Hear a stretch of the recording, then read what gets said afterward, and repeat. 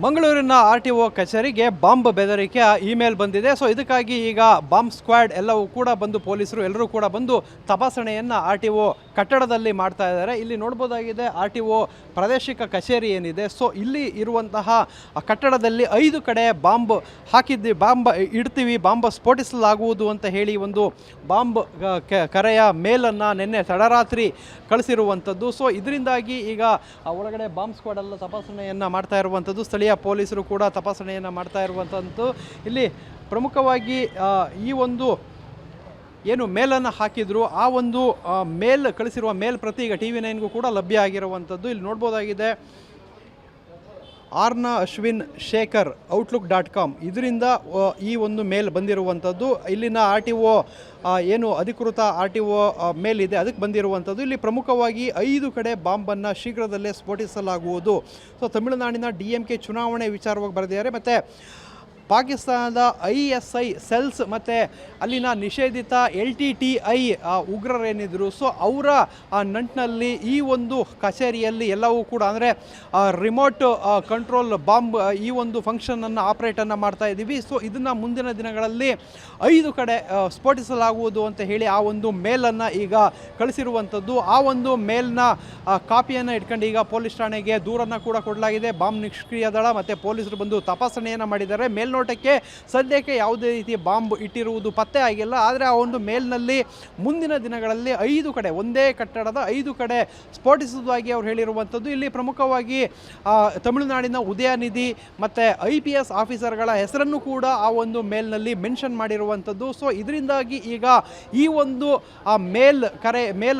ಮೇಲೇನಿದೆ ಇದನ್ನು ಪೊಲೀಸರು ತುಂಬ ಸೀರಿಯಸ್ ಆಗಿ ತಗೊಂಡಿದ್ದಾರೆ. ಅದರ ಮೇಲೆ ಇನ್ವೆಸ್ಟಿಗೇಷನನ್ನು ಆರಂಭಿಸಿದ್ದಾರೆ. ಕ್ಯಾಮರಾಮನ್ ರಾಜೇಶ್ ಜೊತೆ ಪೃಥ್ವಿರಾಜ್ ಬೊಮ್ಮನಕೆರೆ, TV9 ಮಂಗಳೂರು.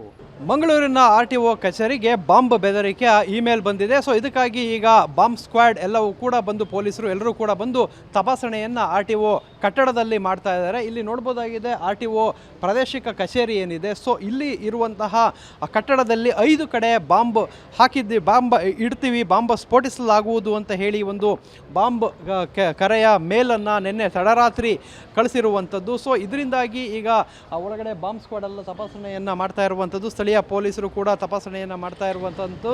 ಇಲ್ಲಿ ಪ್ರಮುಖವಾಗಿ ಈ ಒಂದು ಏನು ಮೇಲನ್ನು ಹಾಕಿದ್ರು ಆ ಒಂದು ಮೇಲ್ ಕಳಿಸಿರುವ ಮೇಲ್ ಪ್ರತಿ ಈಗ TV9ಗೂ ಕೂಡ ಲಭ್ಯ ಆಗಿರುವಂಥದ್ದು. ಇಲ್ಲಿ ನೋಡ್ಬೋದಾಗಿದೆ ಆರ್ನ ಅಶ್ವಿನ್ ಶೇಖರ್ outlook.com ಇದರಿಂದ ಈ ಒಂದು ಮೇಲ್ ಬಂದಿರುವಂಥದ್ದು. ಇಲ್ಲಿನ RTO ಏನು ಅಧಿಕೃತ RTO ಮೇಲ್ ಇದೆ ಅದಕ್ಕೆ ಬಂದಿರುವಂಥದ್ದು. ಇಲ್ಲಿ ಪ್ರಮುಖವಾಗಿ 5 ಕಡೆ ಬಾಂಬನ್ನು ಶೀಘ್ರದಲ್ಲೇ ಸ್ಫೋಟಿಸಲಾಗುವುದು.